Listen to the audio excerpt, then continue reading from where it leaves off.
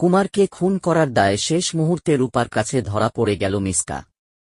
হ্যাঁ বন্ধুরা, অনুরাগের ছোঁয়া ধারাবাহিকের আজকের পর্বে আমরা এমনটাই দেখতে পাব। বিস্তারিত জানতে ভিডিওটি না টেনে একটা লাইক দিয়ে শেষ পর্যন্ত দেখতে থাকুন। রত্না দেবী পুলিশ অফিসারের সামনে চিৎকার করে বলে রূপা খুন করে পালিয়েছে, সে তো আর কখনো ফিরে আসবে না। তখনই সূর্য ও দীপা রত্না দেবীকে বলে রূপা তোমার কোনো ক্ষতি করেছে যার জন্য তোমার মনে এত বিষ লেগে আছে। তারপর পুলিশ অফিসার দীপাকে বলে আপনার পরিবারের লোকজনই তো বলছে যে রূপা খুন করতে পারে। এরপরে রত্নাদেবী চুপ করে পুলিশ অফিসারকে বলে রূপা আমার মেয়েকে খুন করার চেষ্টা করেছিল আগুনে ফেলে দিয়ে। তারপরে দীপা রত্নাদেবীকে বলে তোমার এত বড় সাহস, তুমি আমার মেয়ের নামে উল্টাপাল্টা কথা বলছ। এদিকে দেখা যায় অতিরিক্ত দৌড়ানোর কারণে রূপা হাঁপিয়ে যায় আর ভাবতে থাকে যে কেউ তো চেয়েছিল যে আমি খুনটা করি, আর মা তো বলেই দিয়েছে মা তো আমাকে বাঁচাতে পারবে না। আর এখন আমি কারো কাছে সাহায্য চাইব, আর ওই মহিলাটাকে এখন আমি কিভাবে খুঁজে বের করব। এইদিকে দীপা রত্না দেবীকে বলে মা তুমি একটুও পাল্টাওনি, আর তুমি রূপার নামে এগুলো কি উল্টাপাল্টা বলে যাচ্ছ।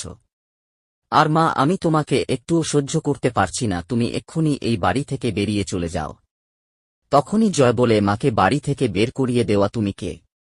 তারপর সূর্য জয়কে বলে পুলিশ অফিসারের সামনে দাঁড়িয়ে রূপার নামে কি সব কথা বলছে, তুই শুনতে পাচ্ছিস না, আর দীপাকে আটকানো তুই কে।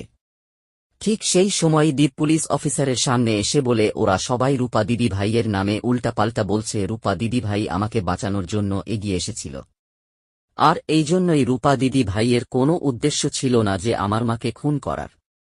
এদিকে দেখা যায় রূপার মোবাইলে চার্জ না থাকার জন্য রূপা মোবাইল চার্জ দেওয়ার জন্য একটা দোকানে যায়, কিন্তু লোকটা রূপাকে দেখে একটু সন্দেহ করে। এরপরেই দেখা যায় রূপা যখন ফোন করা নিয়ে ব্যস্ত থাকে ততক্ষণ সেই লোকটা পুলিশ অফিসারকে ফোন দিয়ে জানিয়ে দেয়।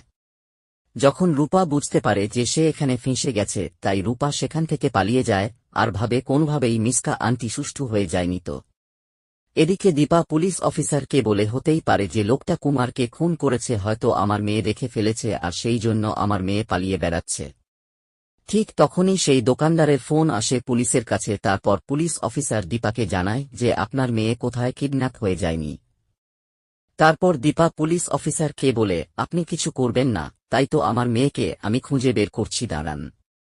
এদিকে রূপা হাসপাতালে এসে জানতে পারে যে তার ভিডিওটা চারিদিকে ভাইরাল হয়ে গেছে।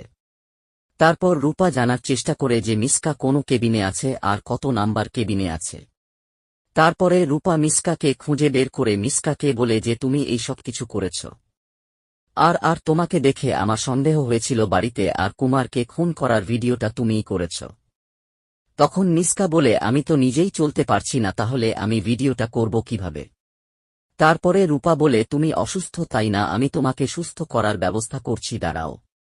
তারপরে রূপা একটা কেচি তুলে মিসকাকে তুমি চাওনি যে আমরা সবাই একসঙ্গে থাকি, আর সেই জন্যই তুমি আমার জীবনটা নষ্ট করে দিয়েছ। অনুরাগের ছোঁয়া ধারাবাহিকের লেটেস্ট আপডেট সবার আগে পেতে আমাদের চ্যানেলটি সাবস্ক্রাইব করে বেল আইকনে ক্লিক করে রাখুন। ধন্যবাদ।